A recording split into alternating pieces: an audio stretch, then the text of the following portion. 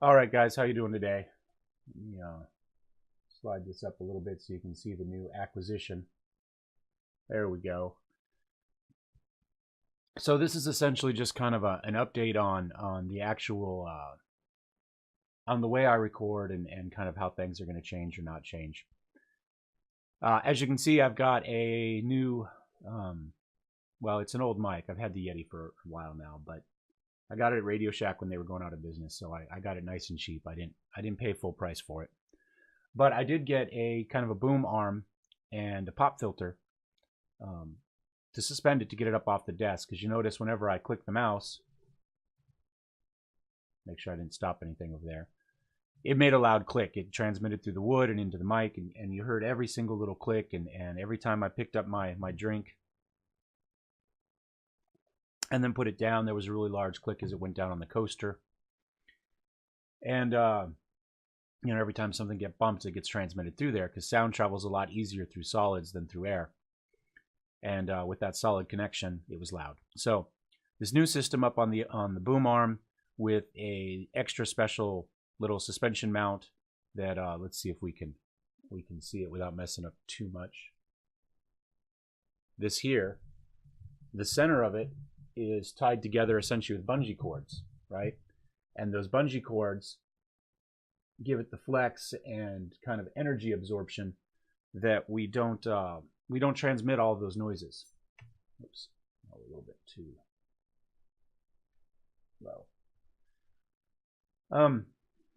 So that should hopefully help clear up a lot of those weird random noises. Now, some of that I can get rid of by playing with audio levels in Premiere. I can adjust the curve. But if though oftentimes those noise levels ended up at similar decibel levels to my voice in the game, they were kind of in that -20 to -9 range, which is kind of the sweet spot for what we're recording. And so they were harder to get rid of essentially by gating our noise level or by just dropping certain levels out completely. There was some success using noise filtering that gets rid of a little bit of it. I'm sorry, I have a cat down here at my feet. As you can see, in the morning, the bedroom is more about the animals than it is about me. So anyway, I can get rid of some of that noise within Premiere, but I don't know a lot about some of the audio editing. I'm not an audio engineer, and I'm not great with I think it's Adobe Applause, which is their actual audio editing. You can do a little bit in Premiere. But anyway, I'm not great at that. So the less we have in that, the less we have to deal with in post production, the better. It's excuse me. I've been a photographer off and on in my life, which is where I kind of learned to use Adobe products. But it's the same thing with photography. You want to get as much right on the spot. You want to get your lighting right. You want to get everything right there. The less you have to do in post production, the better.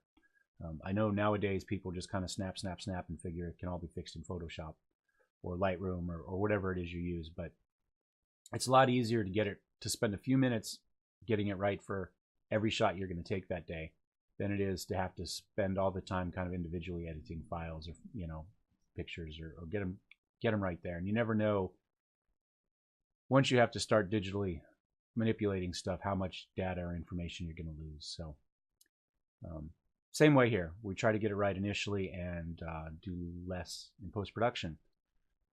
Having said that, we're probably going to change a little bit. Up to this point, I've used the webcam, and we just overlay on top of the game. And I set up the chroma key filter for that, and then we can get rid of the green screen. The problem is, if you've noticed over the videos, that light levels change within rooms, which subtly changes the color, which then gets us out of the range the chroma key is looking for. A dog runs through it and it moves, and you get filters. I bump it. As you can see, there's not a whole lot of room between me and the bed back here. And so that means there's no room for the green screen to sit. And so I'm essentially right on top of it. That's good in some ways in that it doesn't have to be very big to fill the whole frame. It's bad in that I keep hitting it. So I think we're going to use another camera that we will record separately with. We'll use, I've got a couple GoPros. I've got a Fuji X Pro 1. I have a Canon DSLR, all of which shoot very good video. and then we'll set them up. If we do a GoPro, it'll just sit on a little tripod on the desk. If we use one of the big cameras, then I'm not quite sure where they'll go, but they'll go on a tripod, one side or the other. Probably on this side, so when I look this way at the monitor and I'm down in the bottom corner down here, sorry, everything gets reversed. I'll be looking back towards the game. You kind of have to think about that because it looks weird if every time I look at the game I'm looking off screen. But we'll figure that out. If I use a GoPro, like I said, it's probably the easiest. It's a small thing. It doesn't get in the way. It sits on the desk. Super wide video on them. And then what we'll do is we will sync up the audio from the camera with the audio from the Yeti, which will be tied to our game video. And then we can snap things together, get rid of the camera audio, and stick with our good audio. And that should make all the difference in the world. And that means we will set it up specifically, probably so you don't see this. And then I will have a lot more control over the green screen because all of that chroma key editing will be done in post-production. So, you know, if I have to frame by frame subtly alter it to get rid of stuff, then I can do that. It is one more step in post-production, though, which is why I didn't do it that way originally. But I just haven't been happy with the results we're getting. So that's it. That's the procedural update. On a hardware update, you know that I was using a computer out in the garage because I had a lot more room to set this stuff up there. But I'd blown that computer up once, replaced the power supply, and everything seemed like it was working. But what we discovered as we started to stress it was there were problems. Obviously, there's some motherboard problems as we would lose USB ports. Some days they'd work, some days they wouldn't. You could turn it off and on, and a whole different set of USB ports would work or not work. Sometimes they kind of worked. Unfortunately, my Wi-Fi is USB out there, and you'd have a good signal, and it would say everything's great, but it wouldn't actually transmit any data. And so we wouldn't always be able to connect up to Steam to play the game, and sometimes we'd get the game there, but it wouldn't update to upload the cloud file save. And it was just a general pain in the ass. I couldn't upload the video and stuff that we were filming, so I had to run back and forth with a thumb drive to move data across, you know, my own network within my own house, which is a pain in the ass. So what we did was we decided to record inside, but the video card on this computer would only work one monitor.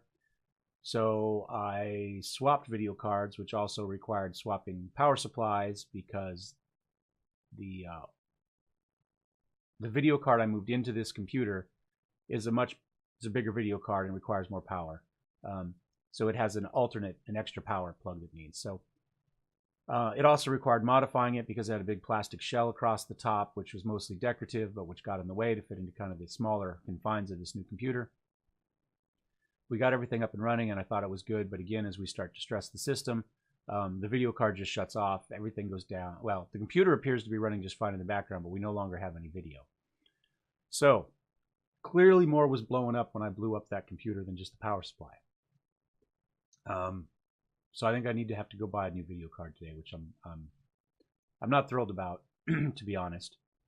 But it is what it is. So I'll go take care of that. Probably here pretty quick. Yeah. Best Buy's open, so may as well get it done. And then get all that set up, and hopefully we will have I'm sorry, I'm having trouble here. We will have a Football Manager 17 video kind of up at the normal time, which is about 8 p.m. my time here in California. That's what I've been scheduling the last few. So there should be something later this afternoon. For now, I'm just going to kind of put this quick video up just to give you an idea of, you know, kind of how things change and what we have to deal with. A little bit of transparency in the process, and hopefully it's useful for somebody. If you have questions about any of the kit I do use, let me know. I don't have a huge amount of money sunk into it specifically for this, but because I've done some previous video production and I'm a photographer, I do have, you know, some slightly nicer things sitting around than most people have. But you don't have to spend the money I have to get similar results. Anyway, hope you all having a great day, and I will see you later. Ciao.